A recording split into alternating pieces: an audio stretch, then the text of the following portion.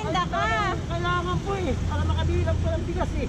Matagal niyo po yan mabibenta. Ito nga po si Bako ng alas 5, alas 6 ganyan. Ano po kinikita niyo sa isang araw? Sa araw, lumililit din ako minsan ng 350. Talaga po? 350? Tapos lalakarin mo pa, tay?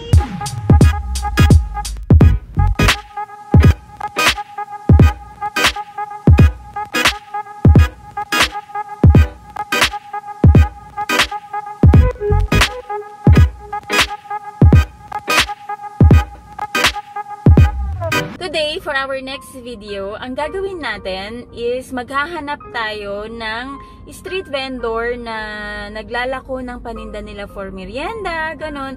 So, ang gagawin natin, bibili na natin lahat ng paninda nila. Uubusin na natin para makauwi na sila kasi sobrang init ng panahon. So, siguro ito lang yung simpleng paraan natin para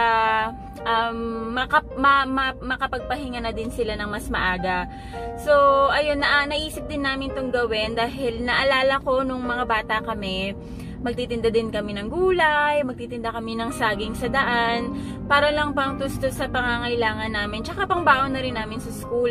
So, ang hirap, alam namin yung hirap, yung kahit gano'ng kainit yung panahon, hindi mo iindahin, kahit gano'ng kapagod, basta maubos lang yung paninda mo. Minsan, ilang oras aabutin bago maubos. So, ganun.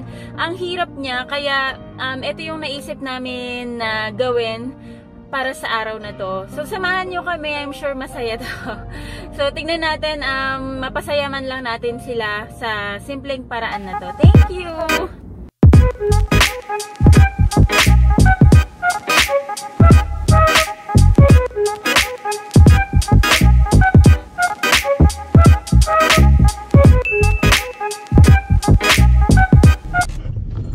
Magkano po ice cream? 20. 20 pa. Saan pa pwede tayo? Bibili kasi ako ng medyo marami sana. Saan tayo? Saan po? Pwede ko doon? Sige, sige. Pwede ka kumakas din. Magkano, tay? Yung binibig parehas birthday tsaka buko salad. Tapos yung munggo 10 piso lang po. 10 piso po. Teka lang, tay. Sige. Bababa po ako. Matagal na po kayo nag-ice cream. Opo.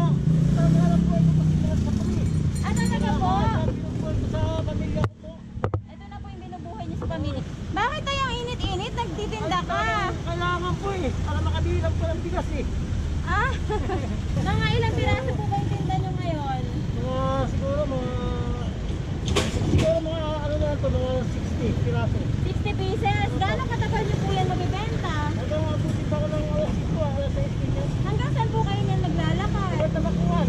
Tabakuhan? Oo, yun lang dito. Tabakuhan. Hanggang tabakuhan po kayo umuwi tayo? Sa Mabayuat, Mercurio. Kasi yun talaga yung trabaho namin eh. Para Talaga? makabenta lang, tingin lang po.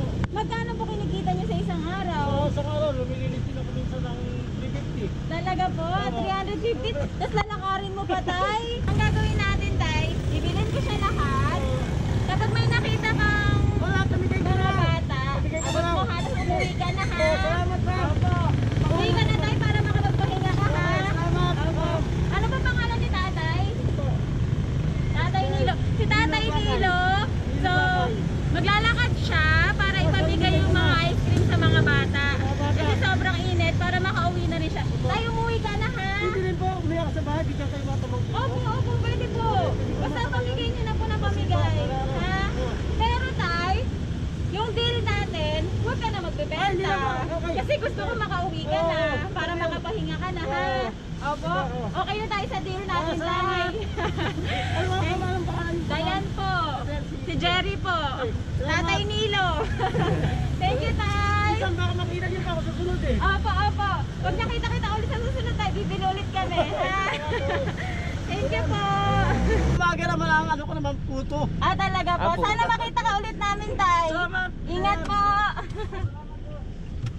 Siya yung first street vendor natin. Can you imagine? Para lang kumita siya ng 350. Lalakarin niya yung ganito kainit na araw. Maglalakad siya ng malayo hanggang Tabakuhan. I think that is about 2 or 3 kilometers away dun sa dito sa area na to. So, ayun, sana makauwi na siya. Sobrang happy kami na makakapagpahinga siya ng maaga. Hindi niya na kailangan maglakad hanggang Tabakuhan para lang maibenta niya yung ice cream. So, yun lang. Thank you! Titinda siya ng merienda. Hindi ko alam kung anong tinitinda niya, pero tignan natin.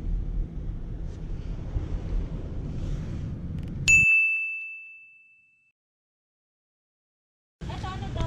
Shanghai po, ma'am. Ay, Shanghai, magkano yung Shanghai? 8 po isa po, ma'am. 8 isa. Ang dami ah. Bali, ilang piraso yung Shanghai mo? Ilan po, ma'am. Kuya, matagal ka na nagtitinda? Medyo po, ma'am. Saan ka nakatira? Galap lang po sa may simbahan.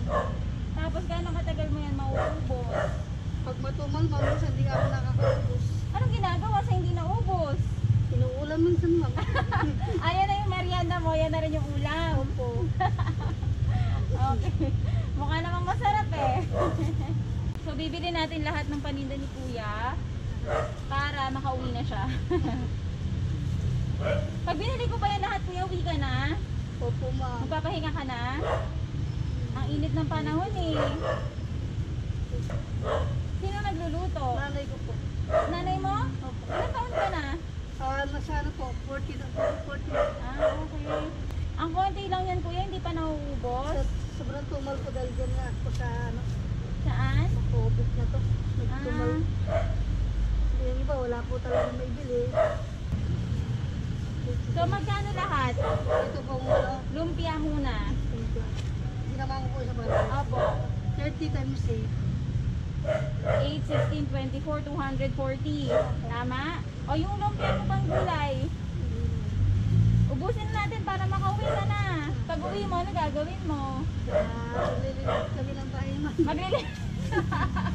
Maglilinis pa siya. Pinaglutuan po nito. Kailangan po ligpitin. Okay. So, bali yung total na paninda ni Kuya is 360 pesos. So, bibigyan natin siya ng 500. Kuya, 500 para makauwi ka na, ha? Thank you. Sa'yo na yung sukle. Thank you po, ma'am. Thank you. Umuwi ka na para makapahinga ka na, ha? Ano pangalan ni Kuya? Erwin po. Erwin. Ako po si Dayan. Si Jerry po. So, then, Thank you po. Opo. Uwi ka na, ha? Ang dami natin pagkain. So, ang dami namin pagkain ni Jerry. Hindi namin alam paano namin ito ubusin. Hindi, joke lang. So, maghahanap naman tayo ng pagbibigyan natin ng merienda. Ang dami! Okay. Ayun na si Kuya, pauwi na siya. So, pauwi na si Kuya. Masaya kami na makakapahinga na siya. Maglilinis pa daw siya ng bahay pero makakapahinga na siya. Let's go!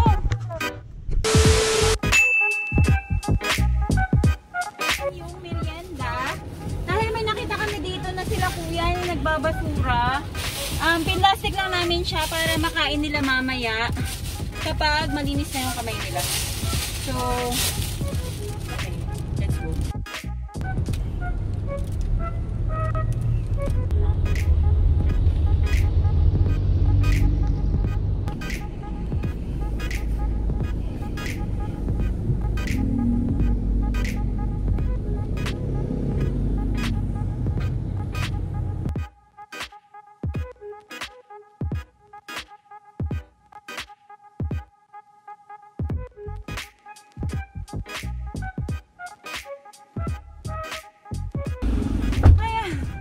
Binigay ko na sa kanila yung merienda.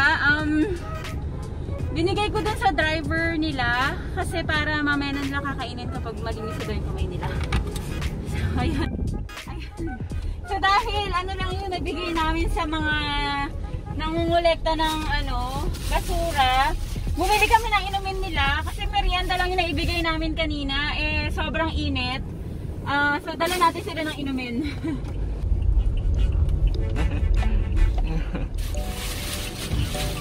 Kuya! Ilan kayo?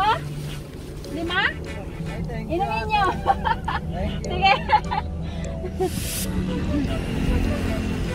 Napakabait ni Kuya. Ayan, i-assist niya pa ako.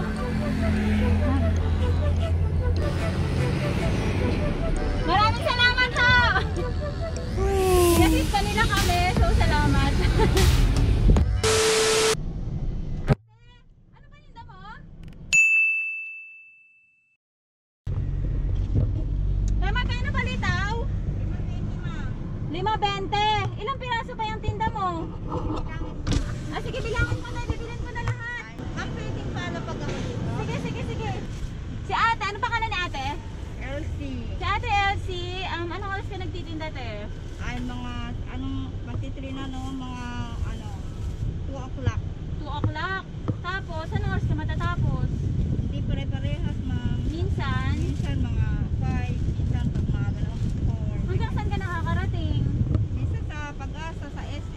my gosh, mula dito, te? Ay, grabe. Ang layo ng nilalakad ni ate para lang makapagtinda siya. So, ayan. Bilangin na natin yung paninda niya.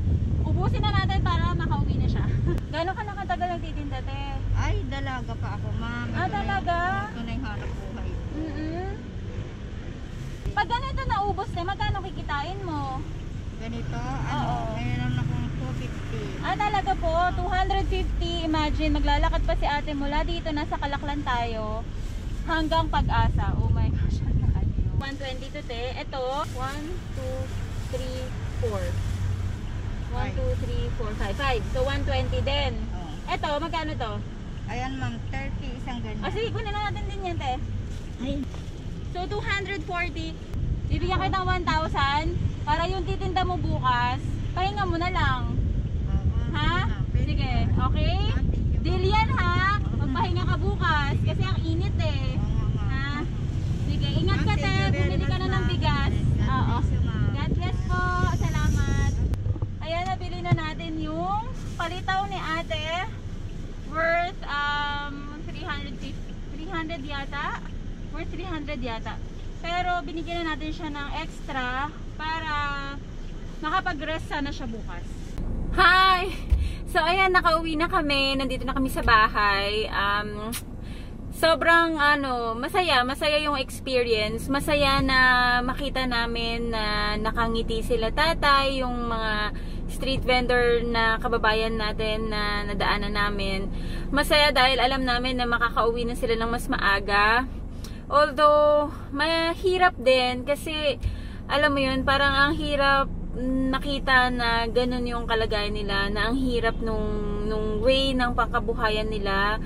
Yung sobrang init ng panahon, tapos kailangan nilang bitbitin yung mga paninda nila kahit mabigat, ilalako nila sa daan. So, I encourage po dun sa iba nating mga kababayan, if kung meron lang po kayong spare na 10 or 20 pesos na pambili po dun sa mga street vendors natin. So, sana masuportahan din natin sila kasi malaking bagay po sa kanila yon. Though, alam ko maliit lang yung kita nila, pero malaking bagay po para sa kanila yung mga times na makakabili tayo sa kanila. So, yun lang po. Maraming salamat sa pag-support niyo po sa video namin. And also, we're doing a part 2 din kasi ngayon we are expecting na makakakita kami ng at least mga 10 vendor sana. Hindi ko alam kung mas maaga ba kami masyado or late na ba kami nung lumabas kami at nag-ikot kami kasi wala talaga kami masyadong makitang street vendor. Talagang sila lang yung nadaanan namin. Pero we are doing a part 2 in few days siguro para makaikot ulit kami. And ayun, ma-share ulit namin yung simpleng blessing na pwede naming i-share sa mga street vendors natin. So, thank you! Bye-bye!